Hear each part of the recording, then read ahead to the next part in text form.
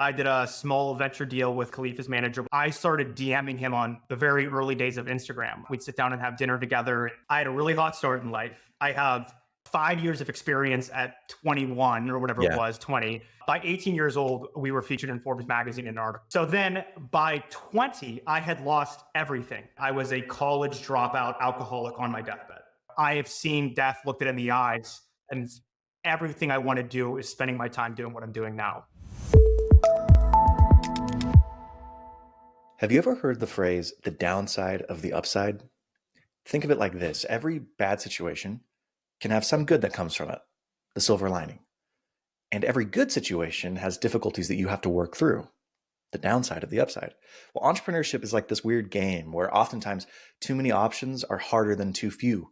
Too much business is more stressful than too little business, and too much success can be more damaging than limited success. Well, today I sat down with John Maher, who's the founder of the Victorian Group, which is a lead generation agency catering to private wealth advisors and lenders. And in this episode, you're going to hear how John, before the age of 18, reached some incredible heights. And then by the time he was 21, hit rock bottom and has now rebuilt his life in his mid-20s through this new agency. And you're also going to learn how he achieves such high net margins between 50 and 60%, what his average monthly retainers are for his $600,000 a year agency. And he also talks about the complexities of marketing in a highly regulated industry. I think you're really going to like this episode, so let's just hop in. All right, John, welcome to Niconomics, my friend. I'm stoked to have you. Thank you so much. I'm stoked to be here. I appreciate the invite and I can't wait to chop it up. Dude, so let's just get into it. Tell everybody at home, what is the Victorian Group?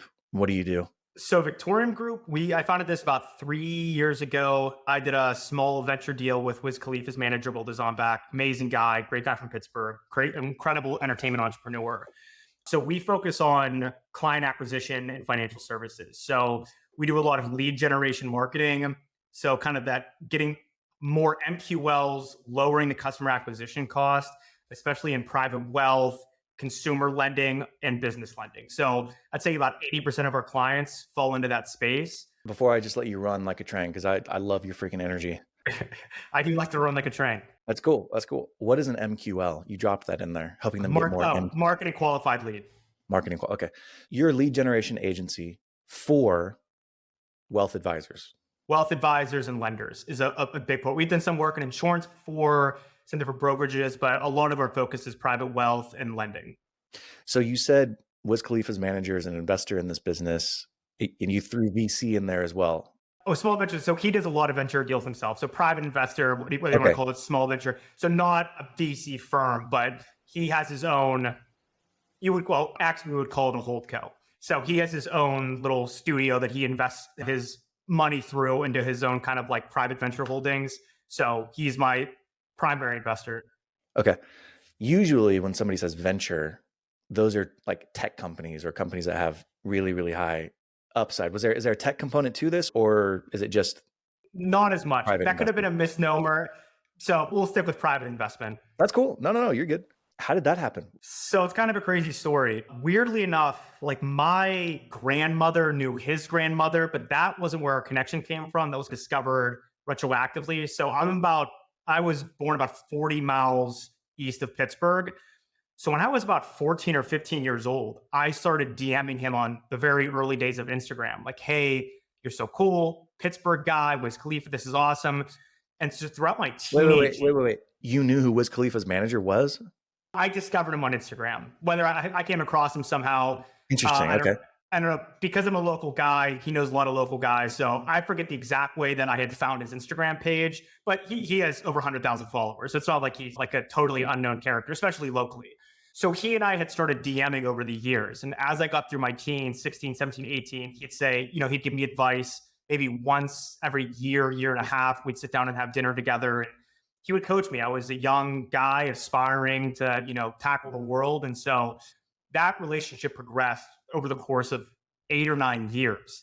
And then as I decided to launch this business, and I knew it was something I wanted to go after, and I wanted some starting capital, and I wanted a great kind of strategic partner, I reached out to him and said, hey, here's the deal. This is what I'm thinking about doing. Would you consider backing me? What did you need the startup capital for? This is the crazier part of the story. If we want to backtrack a little bit to get into the how this materializes? Yeah. Okay, so this is where it gets really nuts. So I started my very first business at 16. So it was consulting for larger businesses going after Gen Z consumers. So that kind of grew a bit. I was 16, obviously very young. At 17 years old, we landed a national contract with the College Board promoting the SATs. So at 17, I'm sitting in high school. I was never a great student. We are doing national micro influencer campaigns, crazy stuff, rocket hot start to our lives. My brother was a co founder. I had two friends. By 18 years old, we were featured in Forbes magazine in an article. So, Oh my gosh. so by my senior year of high school, I had this crazy, crazy start. I couldn't have imagined it going any better. Then this is where it gets wild. My dad had a massive heart attack in high school. I and my brother were the first responders. I gave CPR. He spent 24 days in a coma and was in hospital for 6 months. Years after that, I had very bad PTSD. And amazingly, of course, got addicted to alcohol. Terrible. So then by 20, I had lost everything. I had went from a like Forbes mentioned founder at 18. By 20 or 21, I was a college dropout alcoholic on my deathbed. I mean, puking up blood every single morning, multiple panic attacks a day, in a living hell, indescribable chaos. So I, at that point, realized like, all right, life started amazing for me. I Yeah. have this enormous, humiliating fall from grace. And okay, I have one shot here. I got to turn my life around. And thankfully, with the encouragement of others, I did a complete 180, fixed my shit, to be clear, and then had that urge. I had thought I was going to lose my life. That was very sure of it. And the fact that I didn't, as things got more peaceful, I started to get those urges again of, hey, I want to get out there and I want to build something. Those days of early success, I don't want them to be over. I loved what I did and I want to do it again.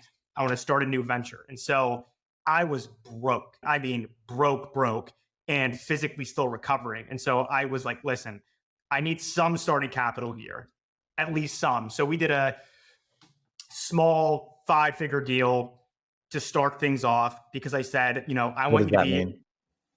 about 35,000. No, I know, but like, what do you mean you did a deal? You bought a company? No. Sorry. He invested into Okay. us to start. So Okay. I needed something. And I said, you're someone I looked up to for years. This is my plan. This is what I want to do. So that was probably approaching actually more like 4 years ago. Okay. Did that deal, turned it around, and it's been great since there. So he's been an amazing mentor, amazing strategic partner. And that amount doesn't seem like a lot, but at the time, having gone from going to die with $0 to having some kindling to start the fire was crazy. So that year and a Wow. half, 2-year period in my life was, it's something I don't talk about a whole lot, but it's an intrinsic piece of my story and how I ended up where I am today. Well, thank you for sharing, man. I can't imagine being the first responder to your dad's heart attack. I'm sorry you went through that. Oh, That's brutal.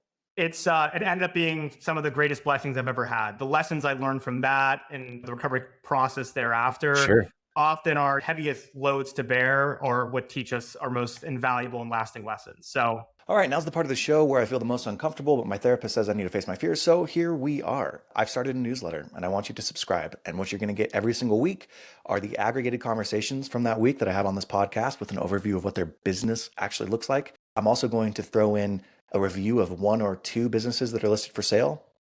I'll give you my opinion on whether or not the EBITDA multiple is good, or there's customer concentration, or there's red flags or green flags.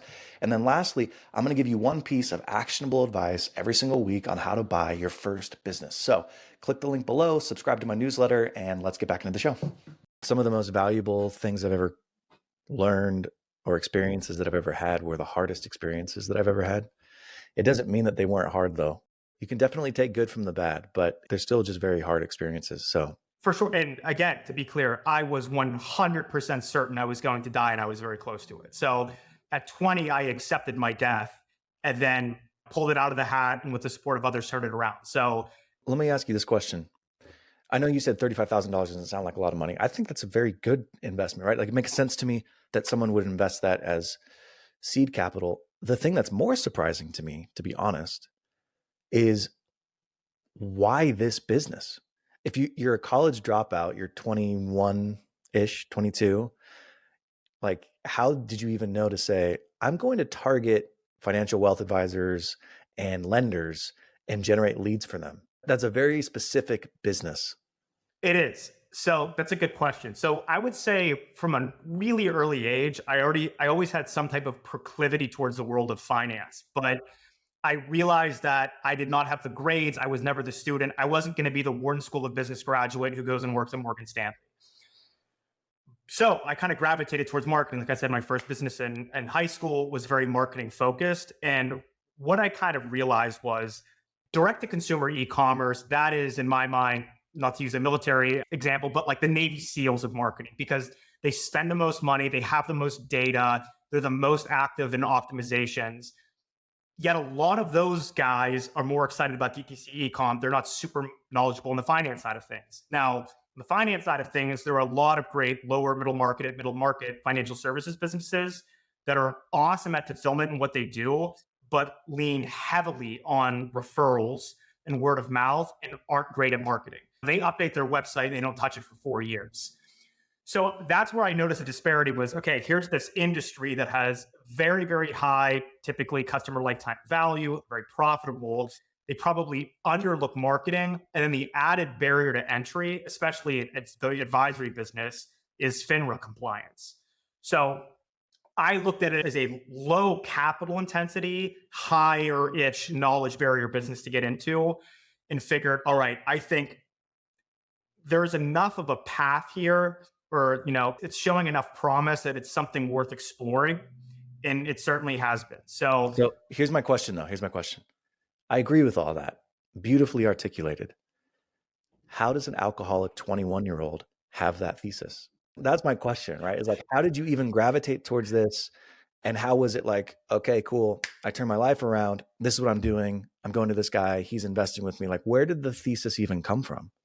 That's an amazing question. And the short answer is honestly, I have no idea. The long answer is, I think with my background, like when I was in 8th grade, I was reading 10K reports. I was bringing the Wall Street Journal, and no one does this anymore, but reading, they used to, I don't know if they still do, print out individual prices, opening price, closing price, day highs, day lows of the S&P 500. And I was reading through that in like 8th grade. So I always had that deep yearning to understand that side of the world more. I had my background, and I don't know if it was kind of a lightning strike moment of this is an idea to go after, and I can articulate this thesis now. I think probably back then it wasn't quite as put together. Sure. And I can tell you this, there was so much ahead of the first 2 years of my business. I got my ass kicked every day because I didn't fully understand my ICPs. I didn't understand their ones entirely. I didn't fully, we didn't have our own internalized SOPs for the first probably 2 years because we were building out, there is a demand here, but we don't understand what the exact demand is. So, I'm going to say something really quick. You remind me of me a little bit. Appreciate that. You're like, I was not smart enough to go to Wharton. I wasn't, smart enough to be one of these finance guys, blah, blah, blah. Dude, you're obviously bright. Appreciate it. We can throw that comment out the window. Appreciate it.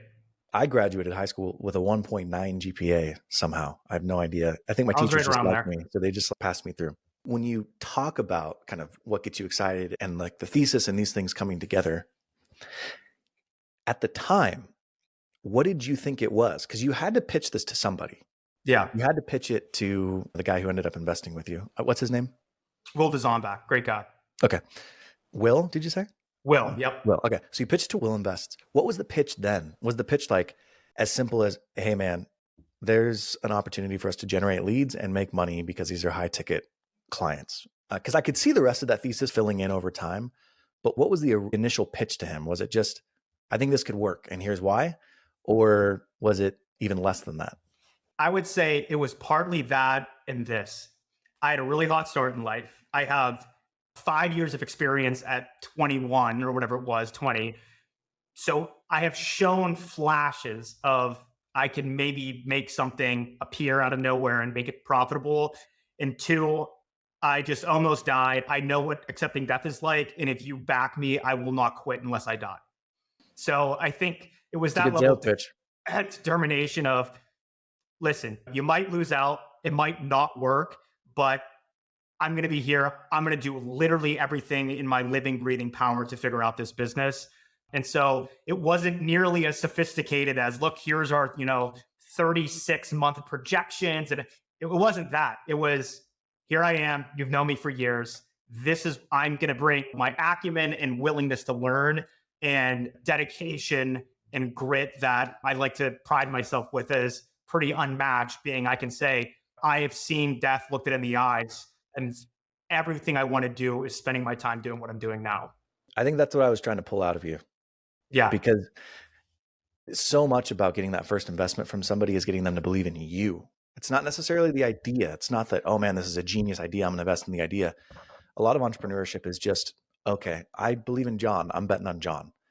Yeah, And for sure. anyways, I think that's a really cool experience that you had, to be able to get some validation, right? And rebuild some of that self-confidence, have somebody invest in you, and then kind of run through a wall for anybody. It's hard to overstate, at the time, how much it meant to my life and my self-image and my willingness to continue to go down this path and try to build something. And honestly, when you're starting a business like that from scratch, as you very well know, you and I can make every slide deck we want with every graph and chart and forecast. But when shit hits the fan, I think Mike Tyson said, everyone has a plan until you get punched in the face. You have to take all that with a grain of salt. So really, when you're not bootstrapping, but when you're starting from the ground zero and you're getting that first investors, to your point, I think largely I have a good feeling about this guy or girl, so I'm going to give them money. Okay, so you started 4 years ago. What's the size and scope of the company now? What's your top line revenue in total? How many employees do you have? How many clients are you servicing? Yeah. So like I said, the first 2 years, we got the absolute shit beaten out of us, pardon my French. It was every day was a slog. I would go 90 days straight where I would say every single day was like a bad day, where we were just head down, figuring it out. Yeah. What are we going to do next?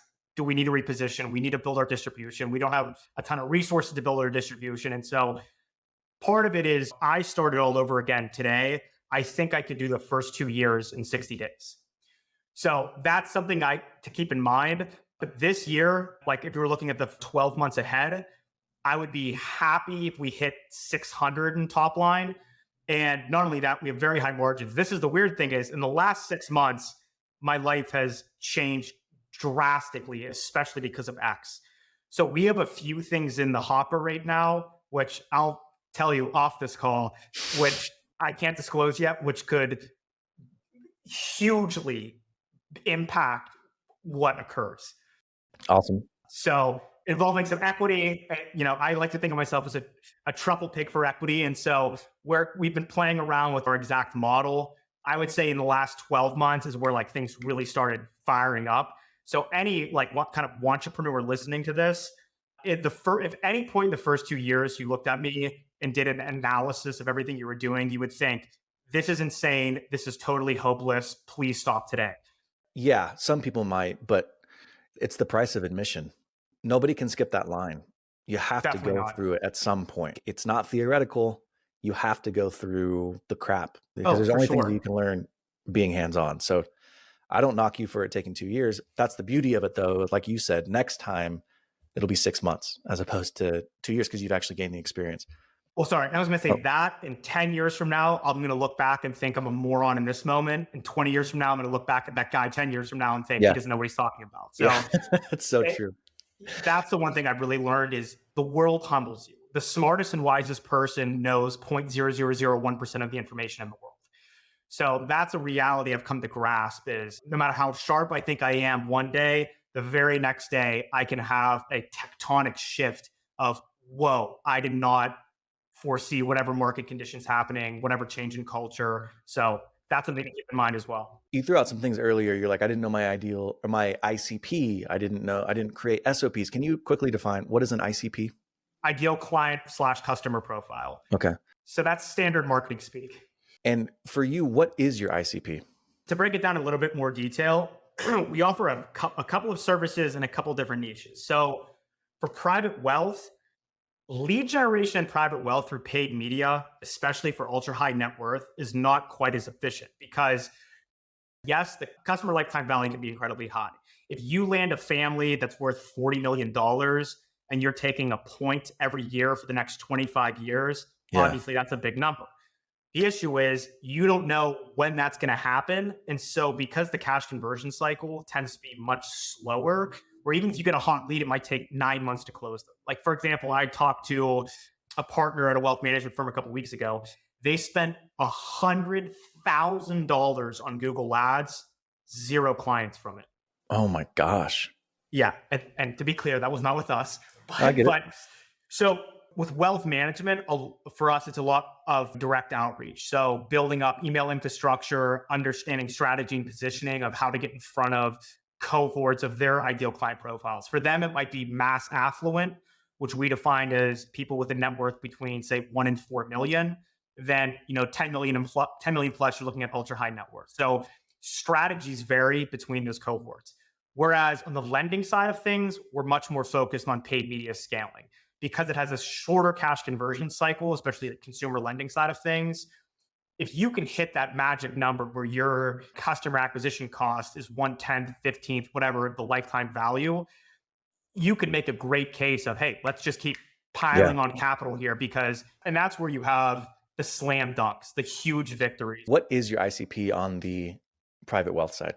So private wealth side, so we have one client now that we focus on that's exclusive for us in the ultra high net worth space. Okay. We have several that are in the mass affluent space. So that 1 to 4. That 1 to 4. And the way, and you could argue this, which is what we hear is, okay, you need to be thinking about competition here. There are only so many multimillionaires out there. How can you represent multiple parties serving the same customer profile? But the answer to that is we only take on clients in private wealth that are going after distinctly different customer profiles. So for one of them, it's located in the South, much more focused on Southern Christian wealthy families. Others, it's Newport Beach, California. Others, Manhattan. What are your channels for generating leads? How are you doing that right now? If it's not just paid ads, where are you generating those leads from? Paid ads, direct outreach through email, and then we do help a few clients with organic content. There are inefficiencies there for us internally as far as scalability goes. The sexiest 2 words now are productized service. So we've been, that's something where we can do this interview again a year from now. I'd be curious to see how things progress. But that's something that we've really become focused on is how are we making sure that we have scalable services in a way that, because we're super profitable, but when you're doing slightly different things for every client, even though we're very standardized now as far as SOPs go on the services that we do offer, we never want to spread ourselves too thin. We want to be very, very focused on 1 or 2 core pieces of our own revenue generation and our revenue generation for clients, and use that to get into those, multiple 7-figure mark. So how much does it cost for you to acquire a customer right now? So good question. It's very, very low for us because we get a lot of referrals, which is great. And then 2 is we do direct outreach. So we probably pay in total monthly between all of our softwares, inboxes, URLs, like $700 a month. And we're acquiring. Now, we have been recently much more picky with who we bring on. So we've gone to a kind of a lower volume, but I would say 3 to 4 new clients a month. Our average retainers are between that $3,000 and $5,000 a month mark, sometimes lower when we're focusing more on performance incentives, which we love in performance incentives. You're paying back that ad spend in the first month. Oh, yeah. We're not even doing our own. If you're going to consider direct outreach ad spend, we're paying it back. We're first month profitability on every customer. Gross, I'd say like 73%. It's incredible. We're very, very profitable. And what are your net margins? Probably close to 59, 60 right now. I have to check for this month. But we're incredibly profitable right now. Which, to be fair, as we scale up, that number is going to come back down to earth. So I don't want to act as if at 10 million, we could be doing the same thing. No. I totally get it. So I get the lead generation on the private wealth side. What is the lending side? What kind of lending products are you marketing for? Business loans is a big one, and then consumer loans. So obviously, as rates have gone up, a lot of people are seriously underwater in their mortgage, or they need some type of liquidity through debt. And so for us, the bread and butter is meta ads for consumer and business lending. It's huge for us. Really? Oh, huge. And even actually tomorrow, we have a call with mid-market business lender to take over their direct outreach. So, but yeah, you would be shocked. Actually, and this is not a client of ours, but businessloans.com, they're doing huge numbers on Meta right now. I mean, I see their ads every single day. So these, and Wow. actually, I posted, I don't know if you saw it on X the other day, even Ford, like Ford Motor Company, Yeah. has a new restaurant. They're doing paid media to find accredited investors to open up franchises. Really? Yeah, oh, yeah. So that's something where I think people look at Facebook ads and think, oh, you can sell credited investor only deals on here or whatever it may be. And it's just so not the truth. If there are eyeballs, there are customers. Meta not only has a lot of eyeballs, they got a lot of boomers, they got people who are wealthy, well-to-do. Like in 10 years, it probably is going to shift to more like Snapchat and Instagram where you're shifting your dollars. But right now, Meta still has the Oh, majority. definitely. Definitely. And there are so many firms that we talk to that it's one, they might not do any meta advertising at all, or it's, oh, we spend $1,000 a month. Oh, we spend $2,000 a month. And it's, hey, this is a crazy lever for growth. It's probably one of the most capital efficient ways you can quickly scale a service-based business. Are these banks using you as a third party? They're outsourcing their lead generation to, or are you just generating leads and then sending them to the highest bidder? Good question. No, so they're using us as a vendor to generate leads for them. I know some people do that model where they do lead generations and sell off the leads. We've never done that. So in the lead generation process, are you qualifying or are you just doing, hey, we'll create the Google, Facebook, YouTube, whatever ads, but anybody who clicks through goes to your team, you handle it, bank, and you close them? Or is your team taking the call, pre-qualifying them, and then sending over warm leads to the bank? So good question. So we do a degree of qualifying, and a lot of that comes through surveys. They opt into whatever it may be, a lead magnet or to book, whatever it may be. But we have discussed MQL versus SQL, marketing qualified lead versus sales qualified lead, about having our own kind of call center where we're getting on the phone and confirming that they are the next highest level of lead, a sales qualified lead. Tell me the difference. Break those down. Okay, so a marketing qualified lead would be what? So a marketing qualified lead, and I think people could argue over the exacts here, but let's say you want to buy a new car and you could say, I want a Chevy Tahoe. I want a red Chevy Tahoe. And we have one at our dealership. And you click on the link and you enter your email address. You would say, okay, you're a marketing qualified lead by the standards of the marketing. You're interested in a Chevy Tahoe. But then once you get to the dealership and we go, okay, your credit score is good enough, you're ready to buy and are financially capable of doing it, you become a higher form of lead. Now you're a sales qualified lead. Oh. So the exact definition is going to change on what you're selling. So lead gen companies can be either just doing that lowest level of qualifying, the MQL, correct. the marketing qualified leads, I think, or they can get those leads, qualify them, and then send them on as an SQL to their customer. I'm assuming you get paid more, obviously, for doing the SQL stuff versus the MQL.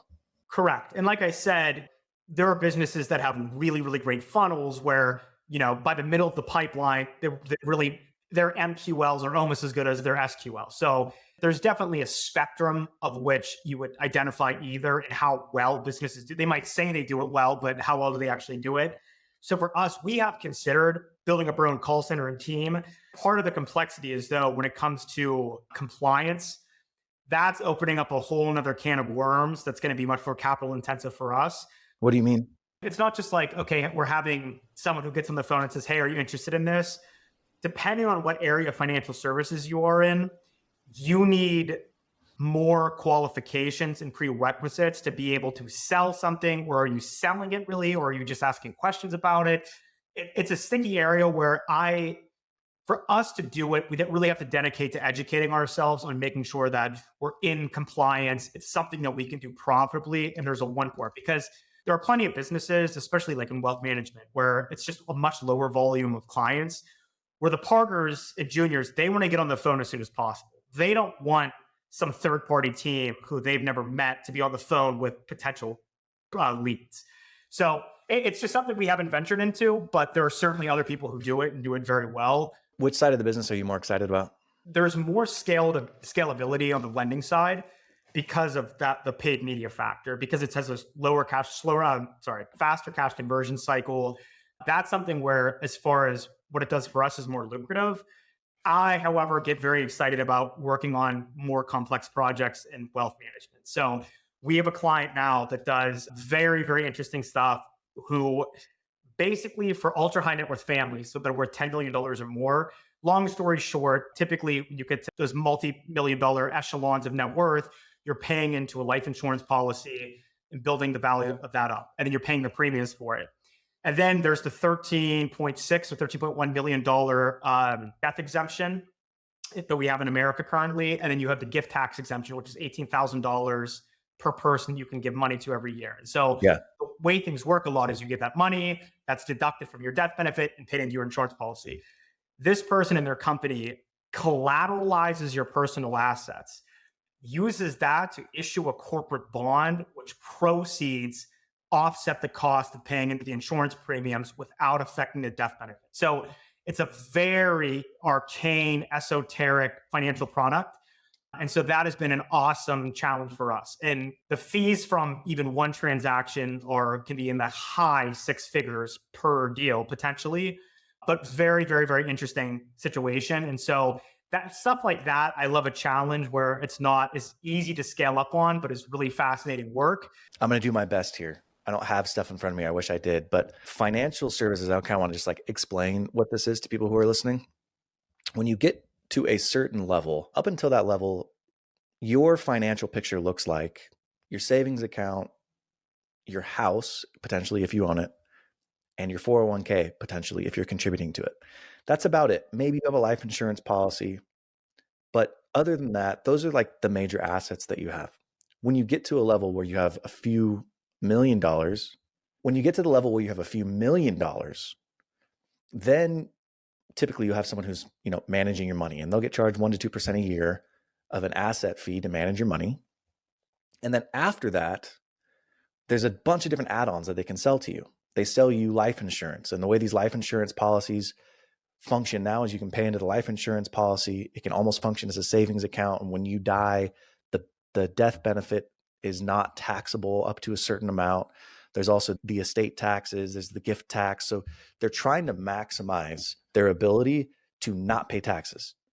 And the wealth advisor, or the wealth manager, financial advisor, whatever you want to call them, they're playing the game with them. And the better that they can do, the more the family is willing to stick with them and justify that 2% a year. But then they also get paid for all of these supplemental add-ons that they're able to offer to wealthier families. An umbrella policy, for example, is an insurance policy that is very generic. Let's say you live at a house, you have a zip line, and some kid breaks their arm on the zip line and they sue you. Well, you have an umbrella policy that protects the majority of your assets, but they can still handle that claim. Anyways, so what you're saying is this is a very high net worth environment, and they pay a lot for specific products. So if you can just land one, it's a very high ticket item. You can make $1,000, $10,000, or in the case of the financial advisor, you can make hundreds of thousands of dollars over the life of that client.